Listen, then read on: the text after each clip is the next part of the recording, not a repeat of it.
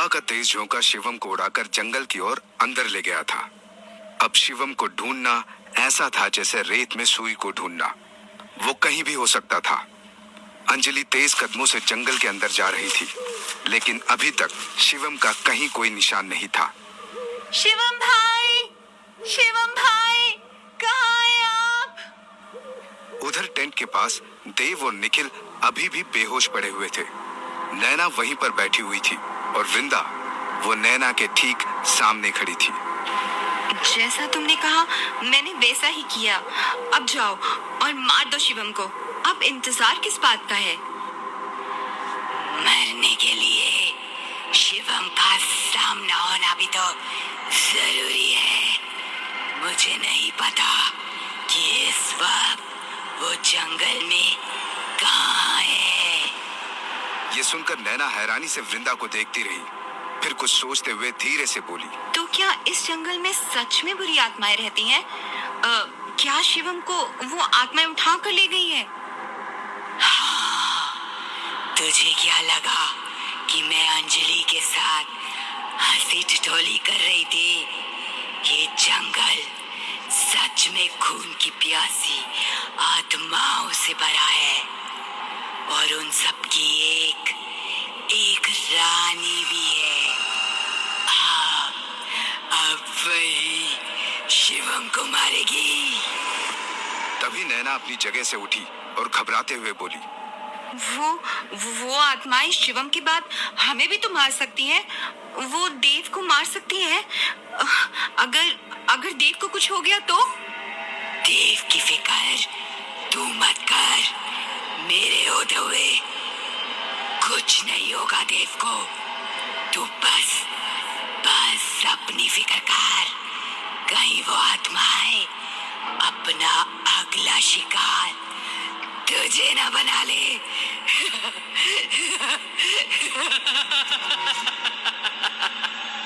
वृंदा ने कहा और जोर जोर से हंसने लगी। ये पहली बार था जब वृंदा की हंसी नैना को तीर के जैसे छुई। वृंदा ने अभी कहा कि मेरे होते हुए कुछ नहीं होगा देव को।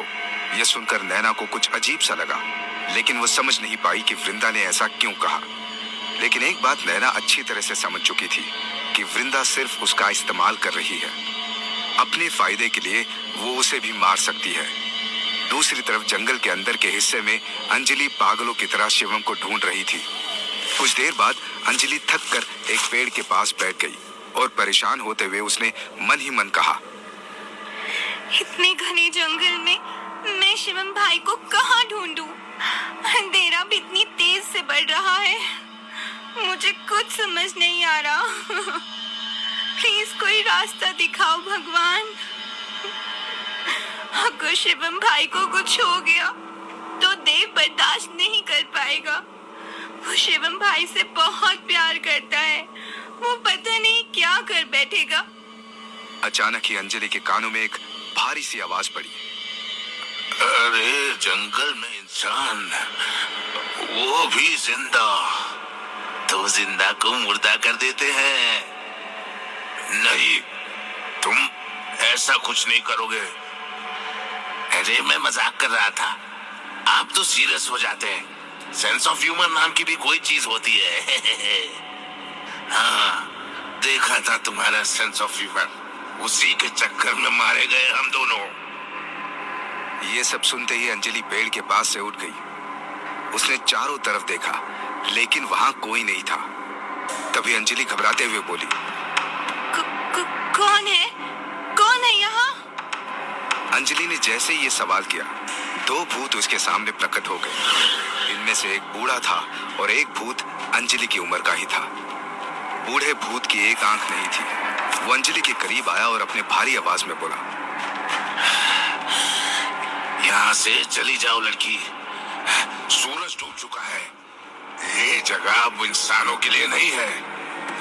ये जंगल अब उसका है, पूरी तरह से उसका है। उसका? आप किसकी बात कर रहे हैं? अंजलि ने घबराते हुए पूछा। बूढ़ा भूत कुछ कहता, उससे पहले ही वहां खड़े दूसरे भूत ने कहा, ये बात कर रहे हैं जंगल की रानी की, उस चुड़ैल की जो इंसानों का खून पीती है। मंदाकिनी, मंदाकिनी नाम है उसका। वो कभी एक इंसान थी, लेकिन अब वो केवल इंसानों के खून की प्यासी एक बुरी आत्मा है। उसी की वजह से हम जैसे शरीफ भूत भी बदनाम हैं। इससे पहले कि तुम्हारी इंसानी खुशबू उस तक पहुंचे, चली जाओ यहाँ से, चली जाओ, वरना कल सवेरे किसी को तुम्हारी लाश तक नहीं मिलेगी। जाओ बेटा, चली जाओ। ये सब सुनकर अंजलि की हार्ट बीट बढ़ गई। उसने बूढ़े भूत से हिम्मत करके पूछा, क्या आपने मेरे अलावा यहाँ किसी और इंसान को देखा है? वो मेरे भाई हैं। मैं उन्हीं को ढूंढते हुए यहाँ तक आई हूँ। हवा का एक तेज झोंका उन्हें उड़ाकर इस तरफ कहीं ले आया था। क्या? हवा का एक तेज झोंका? बूढ़े भूत ने हैरानी से कहा और अपने साथी भूत की तरफ देखा। दूसरा भूत फौरन ही सारा माजरा समझ गया। उसने अंजलि की तरफ देखा और बोला, वो हवा का एक तेज झोंका नहीं था, वो एक माया थी। माया, मंदाकिनी की माया। वो इसी तरह अपने शिकार को पकड़ती है। तुम्हारा भाई इस वक्त कहीं और नहीं, मंदाकिनी की कैद में है। उसे तो अब कोई नहीं बचा सकता, लेकिन तुम खुद बचा सकती हो। अंजलि कुछ कहती, उससे पहले ही किसी औरत की हंसी उसके कानों में पड़ी। उस हंसी को सुनते ही वहां मौजूद दोनों भूत गायब हो गए। उनके गायब होते ही अंजलि समझ गई कि ये हंसी किसी और की नहीं, मंदाकिनी की है। एक के बाद दूसरा शिकार।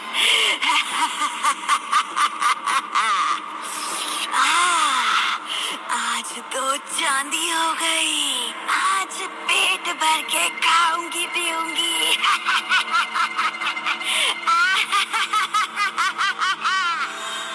मंदाकिनी के कहे शब्द सुनते ही अंजलि ने हिम्मत करते हुए कहा, ये तुम ही हो ना मंदाकिनी?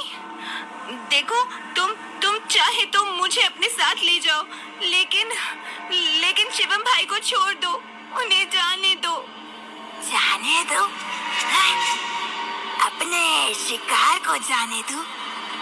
मुझे पागल समझा है क्या? मैं इंसान नहीं हूँ जिसे तू मोल भाव कर रही है। मंदाकिनी हूँ मैं, मंदाकिनी। इस जंगल की रानी हूँ मैं। सूरज डूबने के बाद यहाँ वही होता है जो मैं चाहती हूँ, और मैं यहाँ चाहती हूँ कि उस लड़के का खून पीने के बाद मैं तेरा लहू पीऊं। तो बोल लड़के, क्या अपनी मौत देखने के लिए तू तैयार है? अंजलि कुछ कहती कि तभी हवा का एक झोंका आया और अंजलि को उड़ाकर अपने साथ ले गया। अंजलि बेहोश हो गई थी। कुछ देर बाद जब उसे होश आया तो उसने देखा कि वो एक पेड़ से बंधी हुई है। अगले ही पल अंजलि की नजर अपनी बाईं तरफ गई। उसने जो देखा वो देखकर उसकी आंखें फटी की फटी रह गई। शिवम भी एक पेड़ से बंधा हुआ था और मंदाकिनी वो शिवम के गर्दन पर अपने नोकीले दांत गड़ाकर उसका खून पी रही